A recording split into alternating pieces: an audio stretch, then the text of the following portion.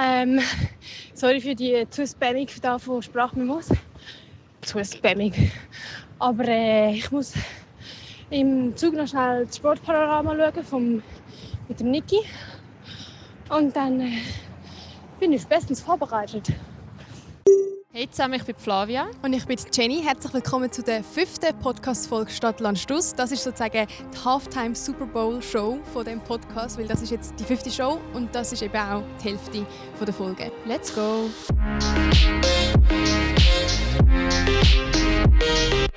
Wir sind hier live in Chur am Bigger. Wir sind heute nicht alleine, wir haben einen Gast, und zwar einen Profi, einer der weltbesten Freestyle-Snowboarder. Seit 2017 im Weltcup und auch schon ein paar Medaillen absahnen. Es ist der Niki Huber! Salut miteinander, salut. Dürfen wir Niki sagen? Ah, ja, Sicher, geil. ich kann habe das viele jetzt einfach- Namen, du kannst mich so Was, nennen. was hast du für Namen?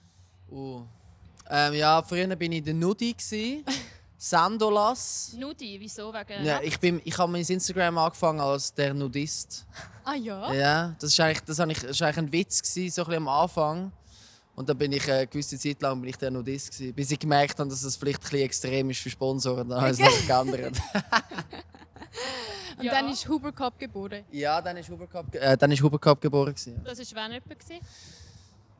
Wow, vom Timeframe her ist es noch schwierig. Schon vor ein paar Jahren, also schon lange her. Vielleicht irgendwie 2019 oder so, 2018. 2018 Ja, glaube schon ich. ein Zeitchen her. Ja. Joker bist du auch noch. Stimmt, Joker. Aber heute bist du als Niki da, sagen wir mal so. Ja, entspannt. Ja, also ich erzähle ein bisschen über mich und ja, hoffentlich Ja. auch ein cooles Gespräch mit euch. Das ist echt das Ziel.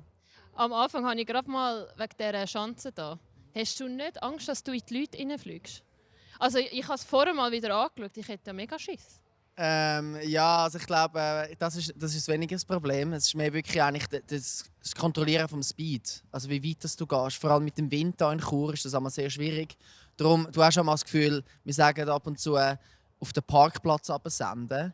Und das heisst wirklich eigentlich einfach bis auf den Parkplatz runterfliegen, oder? Und das Wichtige ist eigentlich dort das kontrollierte Speedmanagement. Also, ja, dass man ein gutes Gefühl hat, okay, von dort und dort starte ich und ich komme ungefähr so weit. Und je nachdem, wie der Wind steht, musst du dann halt ein bisschen mehr oder weniger nehmen. Aber wenn jetzt wenn du Vollspeed würdest gehen, weiss ich wie, es wäre nie möglich, dass irgendwie etwas passieren würde.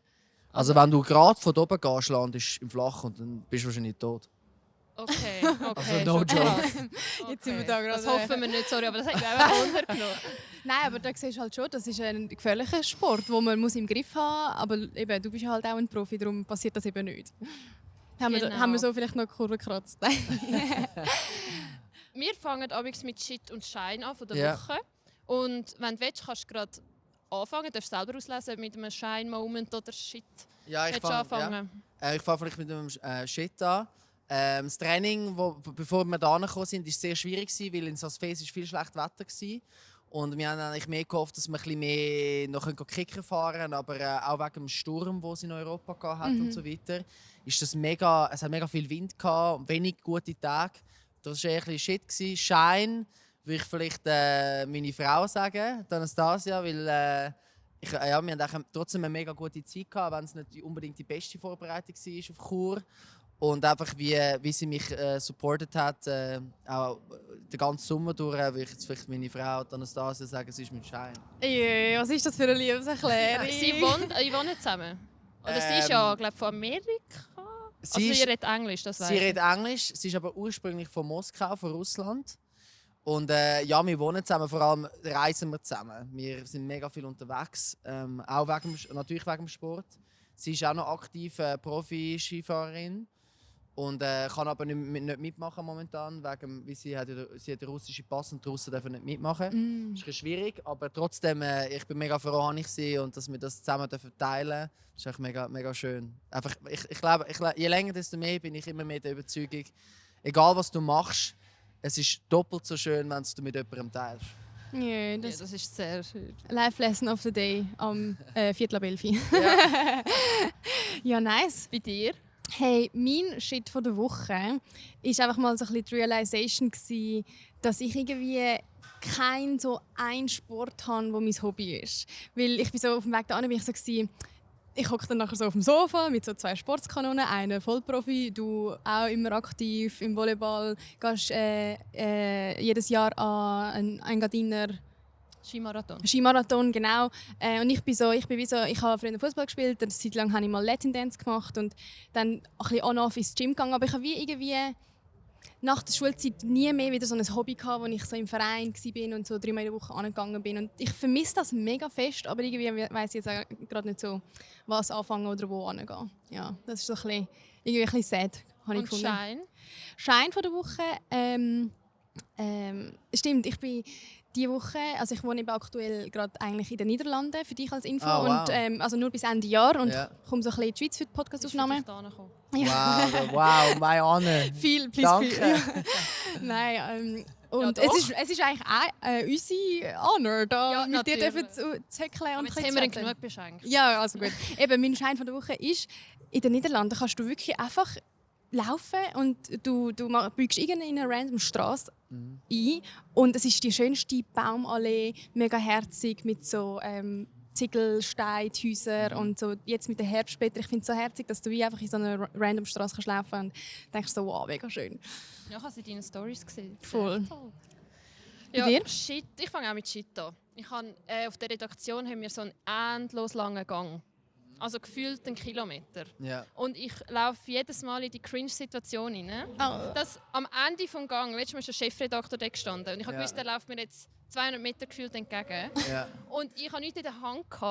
Und was mache ich dann? Also so Cringe-Situationen sind für mich so scheiße. Und Schaust du mit den Augen? ja, das weiß ich eben nicht. Vielleicht habt ihr da einen...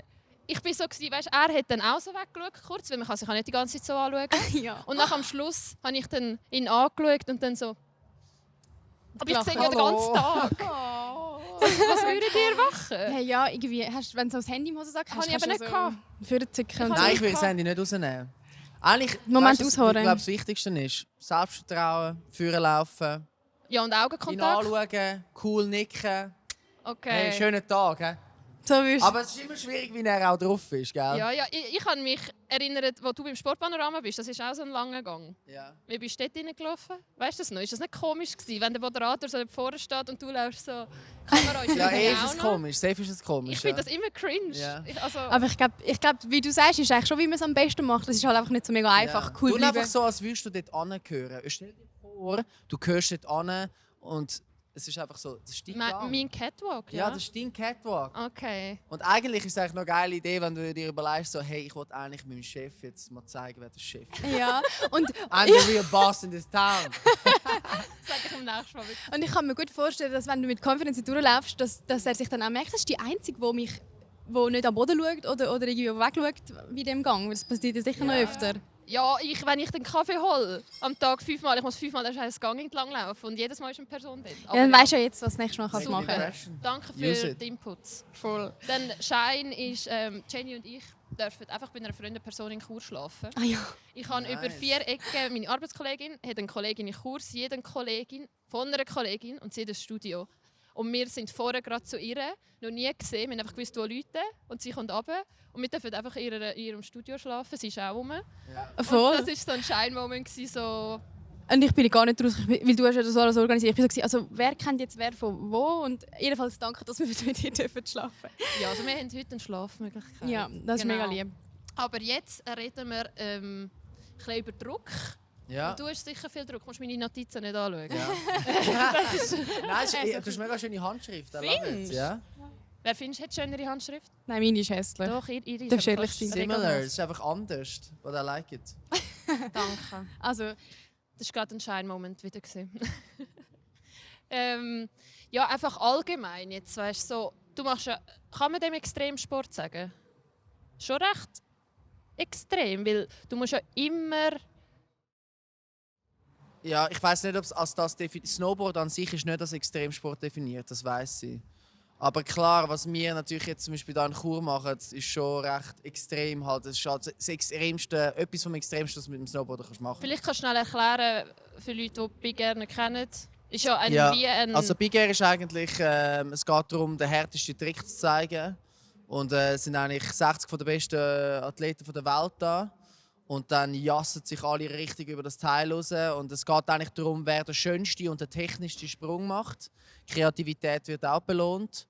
Und natürlich auf so Details wie Landung, Ausführung, Höhe wird mega geschaut. Je höher, desto besser. Je schöner Grab, desto besser. Was heisst das? Das heisst, wenn du mit deiner Hand ans Brett langst, also es gibt dann verschiedene Orte und die verschiedenen Orte haben verschiedene Namen. Und je nachdem sind gewisse Sachen schwieriger als andere. Okay.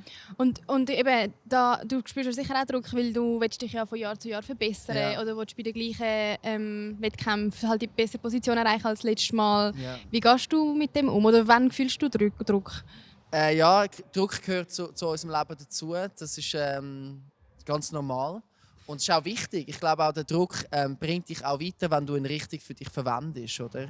Wichtig ist einmal, finde ich, wirklich, dass du den Druck nicht dich verdrücken, sondern dass der Druck dich weiter drückt. Oder? Das heißt eigentlich, dass du vor allem, es gibt wie so Internal Pressure und External Pressure, finde ich so. Und mir ist eigentlich der externe Pressure ist nicht so das Problem. Das ist wirklich mehr eigentlich das, was ich mir selber mache. Oder genau was du gesagt hast, du willst jedes Jahr besser werden. Du willst jedes Jahr nochmal den Herztrick landen. Du willst konstanter werden. Du willst dich Also, selber weil toppen. du willst dich musst ja auch. Du musst, ja, Weil, absolut. Also wenn du es nicht machst, bist du out. Ja. Und ich meine, ich beim Arbeiten, es ist auch immer die Anforderung, dass man besser wird, aber ich werde nicht gekündigt, wenn ich kann irgendwann stagnieren, nehme ich an. Ja. Und bei dir ist es so... Dann bist du halt weg vom Fenster. Oder? Ja. Also- Ja, vor allem halt eben, wie sich der Sport immer noch extrem entwickelt und auch in den letzten Jahren nochmal der Bar wirklich nochmal höher war. Oder? Darum, du hast völlig recht, wenn du nicht hart pushst, musst du aufhören. Weil du schlussendlich nicht mehr performen kannst und durch das dann halt alles verlierst. Deine Sponsoren, Ja, echt dein das Leben. Team, eigentlich dein Leben. Ja. Also so nicht nur dein Job. So. Ja, aber das ist ja, also ich meine, das ist halt Leistungssport und alles. Du suchst dir das ja aus. Wir wissen alle, was wir eingeladen haben, oder? Ja. Und das ist Wirklich? Also hast du von Anfang an gewusst, weil kann ich mal mir manchmal auch Sachen aus und im Nachhinein gemerkt, so, wow, das war jetzt so gewesen. Also weißt, hast du ja, also hast ja recht spät angefangen. Ja, ich habe spät angefangen, aber ich finde, es ist wie, weißt, ich habe mega hart gearbeitet, um da anzukommen. Und jetzt, wo ich da bin, ist mir eigentlich wirklich klar, hey, ich muss mega hart arbeiten, um da zu bleiben, um noch weiterzukommen. Und es ist wie überall, wenn du gut wirst in etwas, ist das eins. Um unglaublich gut zu sein in etwas anderem, in etwas ist noch schwieriger. Und an einem gewissen Level ist es so hart, besser zu werden, oder? Und es ist so komplex auch wie man besser wird. Und Snowboard ist wirklich etwas, es sind so viele verschiedene Faktoren, die reinspielen. Es ist ein perfektes Timing, es ist eine Kraftkoordination, es sind so viele kleine Sachen, die so wichtig sind. Und das ist das unglaublich Faszinierende an dem Sport, wo auch meine Liebe zu dem Sport so hart jedes Jahr wieder so empfacht. Aber man merkt, du brennst dafür. Wirklich. Ja, also sonst wäre ich glaube auch nicht mehr da. Weißt, ich bin jetzt auch, ich werde in 2 Monaten 30, oder? Die meisten, die da mitmachen, sind 16 oder 18. Ja, Und das ist schon nochmal etwas anderes, halt einfach vom Mindset her, aber auch von der Physis, oder? Und darum, ja, aber ich fühle mich im Fall so gut wie noch nie. Hat es mal früher einen Moment gegeben, wo es, wie du vorher gesagt hast, der Druck dich erdrückt hat? Ja, voll. Wann Ja. und wie bist du dort raus? Wie hast du den Druck nachher anders? Also ich habe es ja schon nicht geschafft und dann bin ich auf die Schnur gegangen. Also die Schnur ein gutes Beispiel, das ich kann wirklich sagen kann, wo ich gesagt habe, hey, ich kann mit dem Druck nicht umgehen, war meine erste Olympiade. In Korea war das. Und ich war am Start und ich war so unglaublich nervös. Wie merkt man das dir an, dass du nervös bist? Wenn ich wirklich anfange zu zappeln und umschauen und einfach... ich bin sonst schon sehr hibbelig und also halt, so ein bisschen hyperaktiv, aber wenn es halt einfach eskaliert, dann weisst du, okay, das ist nicht mehr easy.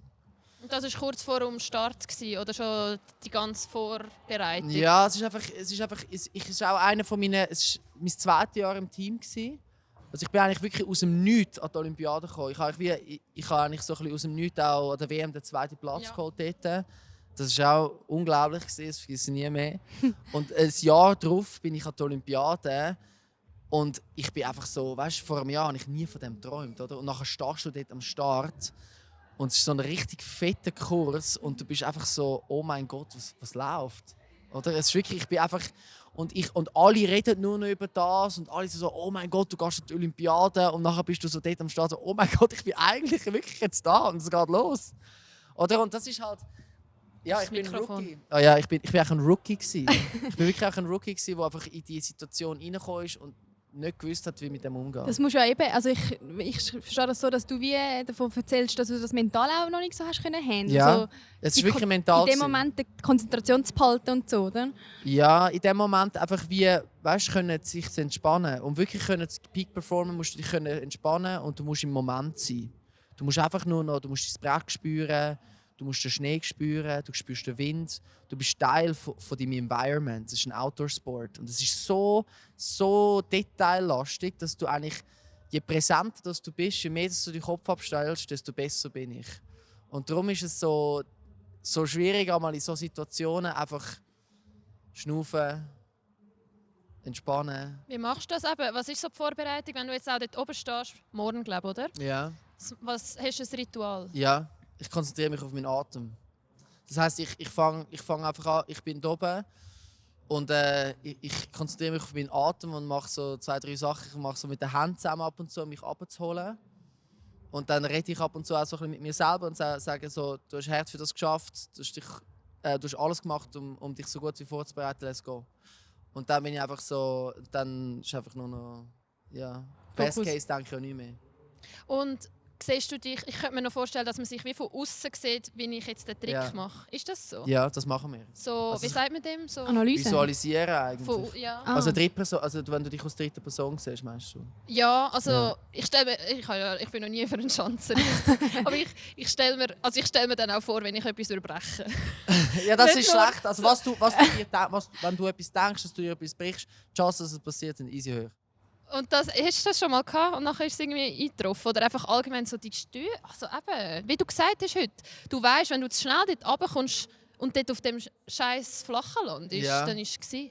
Also, Ja, aber das ist wie Teil des Spiels. Und das ist auch das, du musst dich auf die... Du konzentrierst dich auch mehr aufs Gute, du blendest das andere aus. Das andere ist nicht da, du konzentrierst dich auf das, was wichtig ist. Du konzentrierst dich auf das, was du kannst kontrollieren kannst. Du konzentrierst dich auf den Track, du konzentrierst dich auf deine Line. All die einzelnen Sachen, du visualisierst. Ich visualisiere meinen Trick nochmal, bevor ich ihn mache. Ich hole mich ab, ich bin ruhig, ich bin im Moment. Und dann fahrst du mit dieser Ruhe auf den Jump los. Ich finde, du hast vorhin noch etwas Gutes gesagt. Eben, dass man sich vom Druck nicht erdrücken lassen sollte, sondern dass der einen weiter pushen sollte. Ja. Wie hast du gelernt, das so umzumünzen? Durch den Prozess, würde ich sagen. Erfahrung, ja. Über die Jahre einfach, ja. Über das, was mir im Leben so ein bisschen passiert ist, weißt du, was ich meine? Und irgendwo durch... ich habe auch gelernt, mehr Sachen zu geniessen. Weißt du, was ich meine? Es ist einmal... Und nicht... Er sagt auch die ganze Zeit, weißt du, was ich meine? Ja. So, wir wissen, Nein, was du meinst. ich sage immer etwas und dann sage ich am Schluss, Ja. weißt du, was ich meine? Ja. Aber bring mal ein Beispiel, was genießt jetzt beim Sport oder wir kommen auch nachher noch darauf zurück, dass du ja auf Social Media recht präsent bist. Was genau meinst du? Ja, ich rede jetzt eigentlich wirklich vom Sport und vom Wettkampf. Zum Beispiel einfach jedes Training, auch wenn es extrem schwierig ist, es hat Wind. Ich versuche das trotzdem zu geniessen und irgendwie sagen, hey, ich genieße jeden Sprung, den ich über die Chance habe. Ich genieße mein Environment, ich bin da mit meinen Freunden. Ich kann das machen, was ich liebe. Und dass man mehr im einzelnen Moment lebt und nicht immer mit dem Kopf schon ist, irgendwo, ich muss den Trick stehen, ich muss das Event gewinnen. Dass man sich so Druck wegnehmen kann, indem du einfach das Ganze in Baby-Steps unterteilst. Oder? Weil meistens hast du eigentlich das Endziel, wo Leute, also auch Leute, die daheim jetzt zuschauen, wo du zum Beispiel sagst, hey, keine Ahnung, ich wollte irgendwie CEO werden von der SBB, sag jetzt irgendetwas, oder? Und das erzeugt extremen Druck, oder? Weil das ist so ein riesiges Ziel.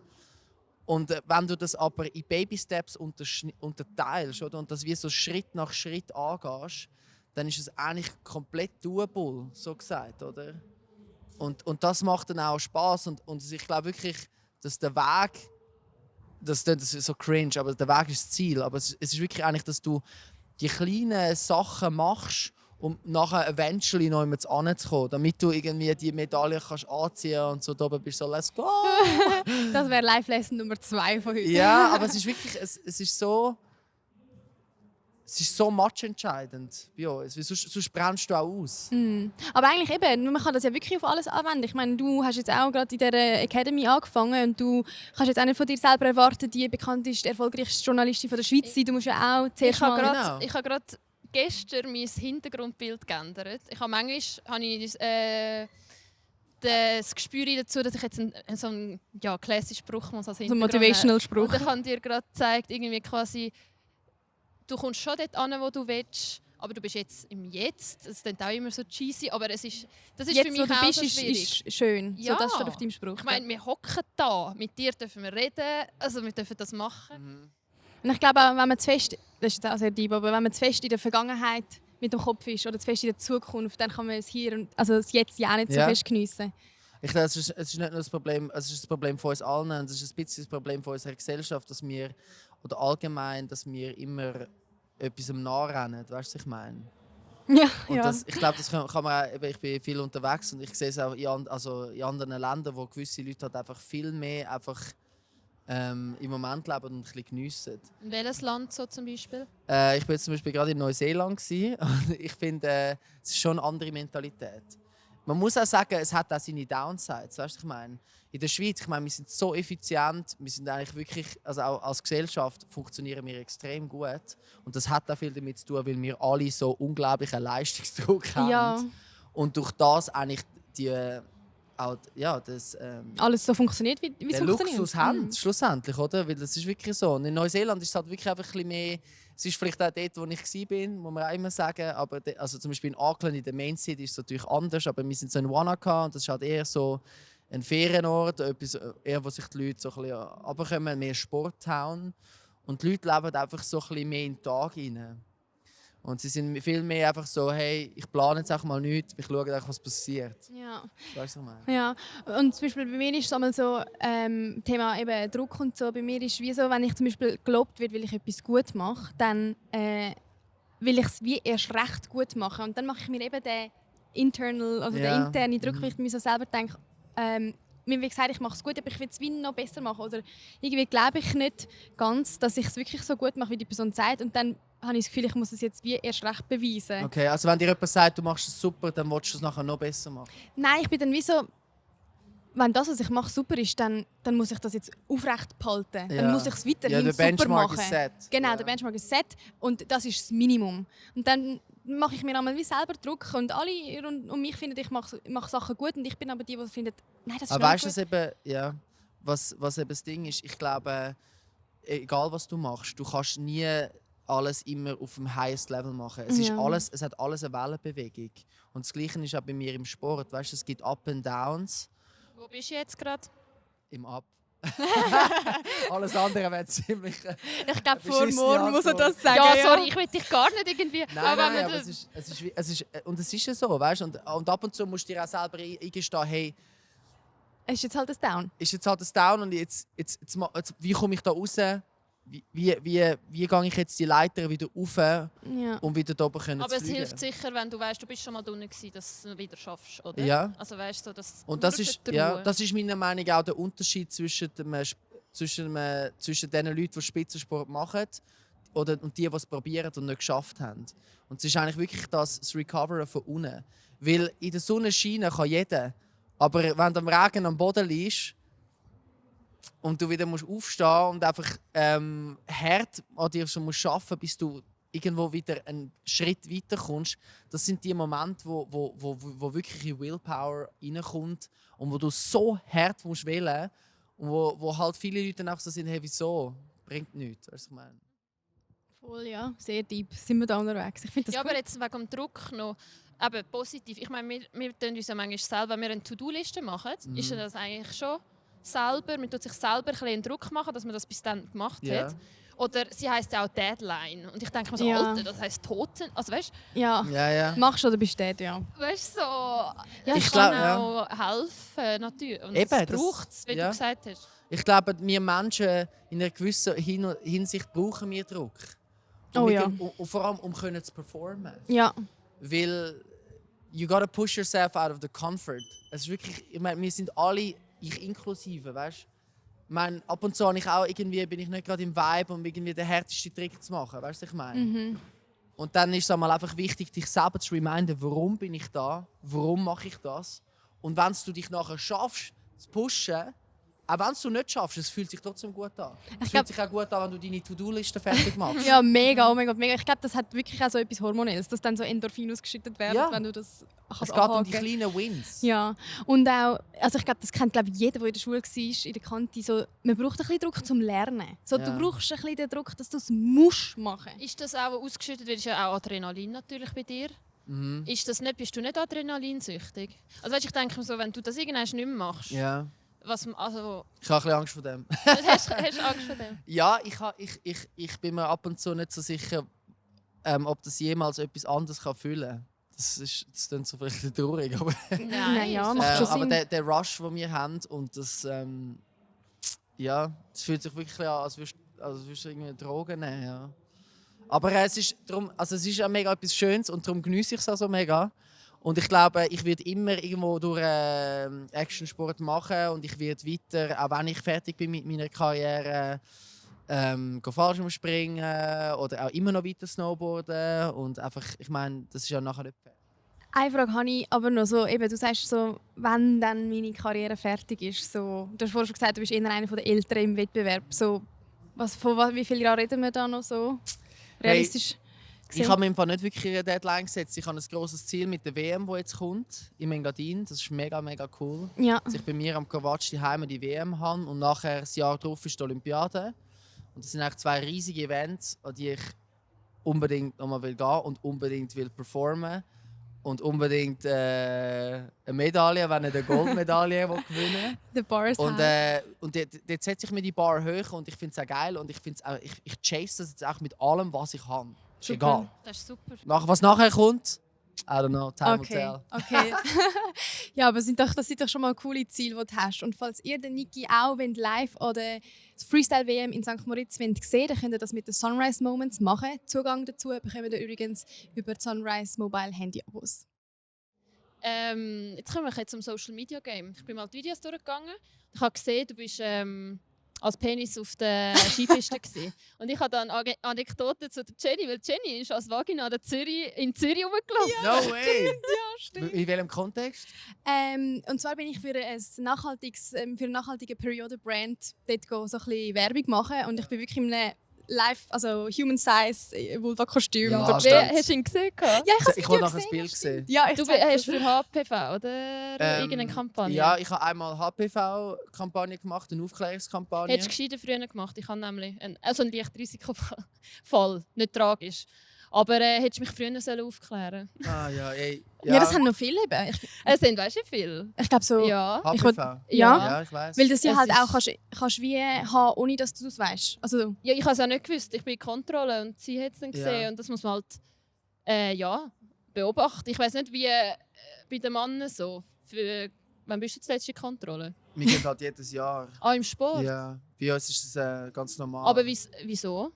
Einfach um einen Check-up zu machen, dass du sicher, dass auch Gesund, der Verband logisch, weiss, okay, er geht dort an und er ist gesund und es ist nicht irgendwie, weißt du, das etwas, also oder wenn wir zum Beispiel irgendwo in China sind, dass halt einfach, dass auch der Coach und auch der Staff, der Medical Staff weiss, okay, die Leute sind healthy. ja. Weißt? Und wenn jetzt das nicht der Fall wäre, wärst du dich mal kontrollieren? Also allgemein, wie wir halt zum Frauenarzt gehen. Ja, safe. Also ich bin wirklich, eben durch das, dass ich mich halt auch viel mit dem Thema auseinandersetze und auch irgendwo durch einen Botschafter bin. Ich bin auch ein Gummilove-Botschafter.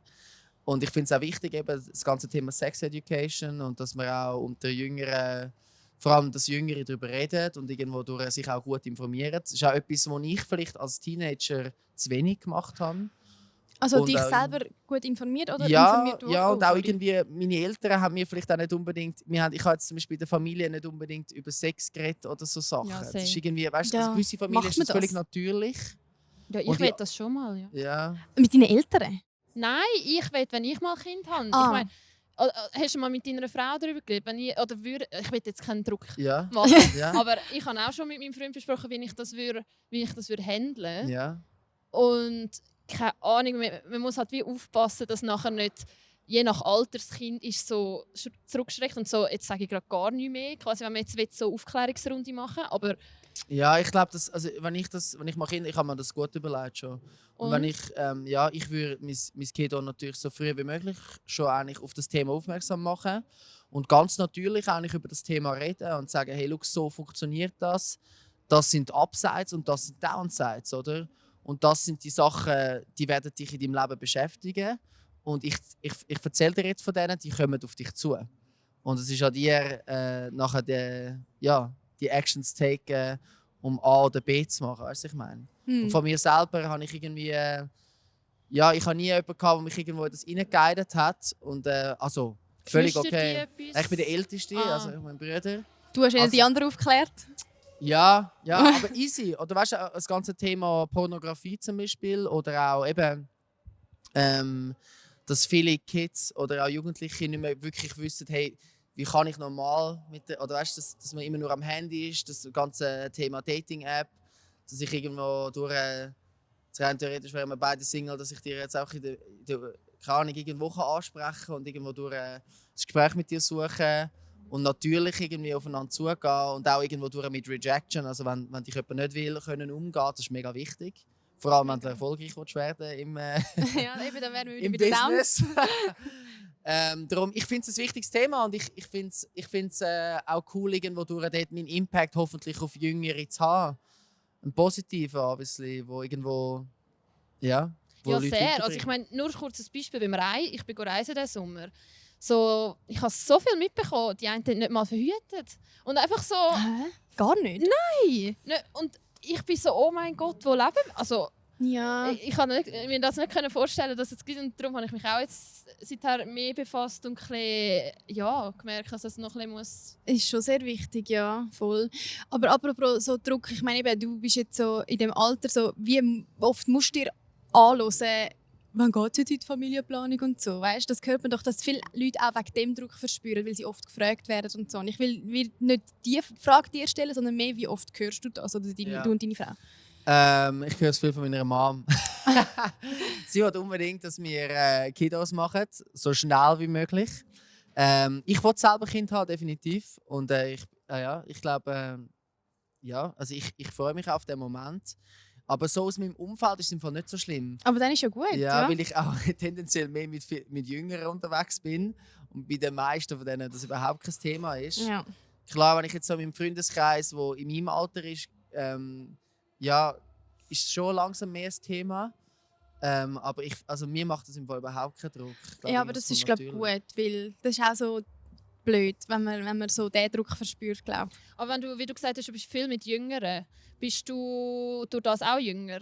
Oder Ich glaube schon. so in welchem Sinn? Von, kann ich noch ein bisschen... Du stellst eine richtig gute Frage, ich kann dir das noch wieder sagen. Danke. Ja. Ich glaube nicht, dass ich irgendwie. Ich glaube, der Unterschied ist wirklich, dass ich mich jünger fühle, weil sich alle jung benehmen. Was ist Und so das- jung benehmen? Also so... Ja, Beispiel. einfach halt. Halt auch Das die ist Videos schwierig. machen, die du machst, ein bisschen. Ja, nicht? das ist halt auch. Ich meine, es ist wirklich das Kind in mir ab und zu, das die Ideen hat. Das ist cool. Ja, Also und wo ich einfach feiere das. irgendwie so crazy kreativ kann sein und auch irgendetwas machen kann. Und ich meine eben, dass man einfach. Dass es auch irgendwo durch keine Regeln gibt und du dir selber deine Regeln. Also klar, es gibt gewisse Sachen, die du kannst machen und andere, die du nicht kannst machen. Und das sind Sachen, Guidelines. Ich will nie jemand anders gefährden oder so. Das ist mir auch immer ganz wichtig. Aber ich glaube auch, wenn du viel Zeit mit jüngeren Leuten verbringst, so wie ich, dann hast du irgendwie das Gefühl, du Bist du gleich gehörst alt. in dieser Gruppe auch gewisse an. Klar, ich habe mega die, auch in meinem Team, ich fühle mich ab und zu schon wie der Papi. Es ist ab und zu ein bisschen anstrengend, je nachdem. Aber es ist auch normal und es ist auch gut so. Und was Mhm. denkst du über die Jungen? Weil weißt, also du bist 28, nein, 29. Wir sind 29. 23 Ja. und so Gen Z, weißt und so. Was hast du so für einen Eindruck? Also klar kann man jetzt nicht... Du bist auch in einer Ich habe das Bubble. Gefühl, er könnte auch ein Gen... Ja, ist ja, er ja. überhaupt? Ist er? Ich weiß gar nicht mehr, wer Nein, wo nein, gehört. nein. Aber so... Ja, ich glaube im Fall, du kannst nicht Leute nach Generationen unterteilen, sondern mehr nach Persönlichkeit. Und je nachdem, ich finde vor allem das ganze Thema Umgang mit Social Media, Umgang mit dem Handy, ein riesiges, mega wichtiges Thema, das ich auch bei mir im Team merke, das ich auch bei mir selber merke. Zum Beispiel eben, dass das Teil, dass dein Handy dich regiert oder ob du dein Handy regierst. Ja. Oder? Und dass man eigentlich wie einen gesunden Approach hat auch zum Konsum. Und vor allem wir, die viel auf Social Media aktiv sind und müssen aktiv sein, um Geld zu um unseren Lebensunterhalt Gerade zu wollte verdienen. sagen, das ist ja wirklich also nicht kontrovers, was du sagst, weil eben du tust ja selber einordnen, Ja. von wegen, es ist cool, dass es das gibt, aber man muss es halt eben in einem geregelten Ja. Rahmen machen. Und was glaubst du, denken vielleicht jüngere, weißt du, so 13-, 14-Jährige, die dir folgen, Ja. wo du machst riskante Distanz, so denkst du vielleicht nicht auch, dass jemand anders dazu motivieren so etwas zu machen? Ich bin dafür, dass man die Leute motivieren sollte, rauszugehen, Sport zu treiben, in die Natur zu gehen, Spass haben mit den Freunden und irgendwo durch sich zu bewegen. Und das ist meine Liebe zum Leben. Und mir ist es ein Anliegen, dass ich das irgendwie nach außen tragen kann und dass andere Leute das auch so erleben können wie ich. Weil ich glaube, das ist etwas unglaublich Schönes, das ich so teilen kann. Klar, ich mache ab und zu Stunts und so weiter, aber ich glaube, dass auch viele Leute wissen, okay, das ist ein Stunt. Ein Stand halt, Und du brauchst ein gewisses Skillset, um das zu machen. Und jeder, der eigentlich ein bisschen normal denken kann, weiss, okay, wenn du siehst, was wir machen, ich meine, ich mache ja nur nichts anderes, als mich auf das vorzubereiten. So Ja, ja. Ich kann mich nur an eine Werbung erinnern, wo der André Ragettli unter Eis geschwommen ist ja. und nicht raufgekommen ist. Und nachher mussten sie es aber canceln oder Also wegnehmen. vermerken. Ja. Aber das ist natürlich Werbung. Aber eben, also ich habe schon das Gefühl, ja, ich komme Aber sicher... das finde ich jetzt zum Beispiel etwas, wo sehr schwierig ist. Weil, klar, unter das Eis schwimmen finde ich jetzt etwas extrem Grenzwertiges. Weißt du, was ich meine? Weil gewisse Leute verstehen nicht, oder ja, das ist ein schwieriges Es ist Thema. halt alles ein bisschen debatable, Also ich oder? Ja. würde niemals drauf kommen, über die Ja. Chancen zu gehen. Ich will schon gar nicht Weißt drauf du, kommen, Ja. ins kalte Wasser zu Du gehen. kommst vielleicht gar nicht zu Chancen an. Weißt du, ich meine, du kommst gar nicht mit Ja. dem Snowboard so schnell zu dieser Chance. Bös gesagt. Mhm. Oder, Mhm. oder du tust dir schon auf der kleinen Chance weh und nachher bist du so, oh, wow. Ja, ja. Aber du kannst rein theoretisch an einen Eissee gehen und einfach unten durchschwimmen. Hey, ich glaube, wir Aber- könnten über das noch so lange philosophieren, Ja. aber wir müssen langsam ein bisschen zum Schluss kommen. Also, Darum, Schade. ja, wirklich schade, das ist wie im Flug rum. Kannst Aber du uns mal einladen? Dann reden wir weiter. yes. wir können ja Morgen vielleicht- Abend sind auch noch da. Vielleicht ich, sie nicht. Ja, Ja. aber mal schauen. Genau, wir haben noch eine Kategorie, immer gegen den Schluss haben wir die Stadt-Land Stuss Bucketlist und in dieser Kategorie geben wir uns einfach wie so ein bisschen ein To-Do. Mhm. Und vielleicht kann man an dieser Stelle noch mal kurz die Kategorie erklären, weil ich glaube, mega viele sind Kannst verwirrt. du das machen? Ja, also eben in der Stadt-Land Stuss Bucketlist, jede Folge am Ende geben wir uns gegenseitig ein To-Do und in der letzten Folge lösen wir auf, was von dem wir schon gemacht haben und was nicht und dann reden wir ein bisschen über das. Genau. Willst du sonst anfangen? Ja, Willst du mir ich ein muss schauen, was To-Do ich aufgeben? geschrieben habe, nicht schauen. Du darfst schon schauen. Ah. Du bist letztes Mal in Maastricht ins Pilates gegangen. Zum ersten Mal, ja. Genau. Und du hast irgendwie gesagt, ja, aber du hast noch nicht connected. Also du willst ja, glaube ich, ein bisschen Leute kennenlernen. Dort, Also, ja. Jetzt bist du ja auf 1,5 Monate. Dort, ja. Ja, und noch 3,5. 2,5. Ja. Auf jeden Fall habe ich gedacht, du musst dir jetzt das Ziel setzen, nächstes Mal, wenn du gehst in die Lesson, hat sicher irgendeine oder jemand, der ein bisschen Sampa ist. ja. Und dann sprichst du die Person an und fragst, ob er einen Kaffee trinken oder etwas machen oder keine Ahnung. Also weißt du, Okay. also nicht Flirty, sondern Ja, einfach halt jemanden so ansprechen. auf jemanden zugehen. Okay, ja, das ist cool, weil ich glaube, ich habe das auch wie sonst eigentlich immer so ein bisschen vor, dass wenn jemand mir sympathisch ist, man so ein bisschen ins Gespräch kommt, dass man das halt dann wie so ein bisschen vorschlägt. Aber irgendwie trotzdem muss man sich manchmal vielleicht wie fest vornehmen, dass man es wirklich macht. Das ist halt auch so ein bisschen out of your comfort zone. Nicht? Ja, voll. Sehr. Darum, cool, gibst du mir das auf meine Liste. Was hast du? Ich gebe dir auf die Liste. Nächstes Mal reden wir übrigens über so ein bisschen, also in Folge 6 reden wir so über Dating und Beziehungen und so. Und darum will ich von dir nächstes Mal wissen, das kannst du dann nämlich gerade nächstes Mal auflösen, wie oder was du in deine Bumble-Profilbeschreibung hineingeschrieben hast. Das nimmt mich Wunder. Es ist nicht mehr aktiv, ich habe einen Freund durch Bumble gefunden. Genau, sorry, ja, das muss ich vielleicht noch sagen. Ja, Aber spannend. was hast du da, was schreibt man so da drin? Ja, Mhm. Nimm Genau. ich mir vor. gut. Hey ja, dann danke vielmals fürs Zuhören. Du hast morgen Oh ja, stimmt. noch einfach Ausblick. Wann hast du deinen Wettkampf? Ja, morgen am Morgen habe ich Quali und am Abend ist das Finale. Hey, dann wünsche ich dir ganz viel Erfolg, Glück, Spass Ich hoffe, ich kann Danke. zuschauen. Mega nice. Ja. Nice, ja. Ich freue mich. Hey, schön, danke mal, dass ich bei euch dabei sein durfte. Hey, ja. Sehr spannend, euch auch kennenzulernen. Finde ich mega cool. Und ja, euch beiden noch einen guten Big Air. Danke. Wenn euch übrigens der Podcast gefällt, dann freuen wir uns natürlich über eine Bewertung. Und damit ihr keine 5 Folge Sterne. verpasst, ja, of course. Minimum.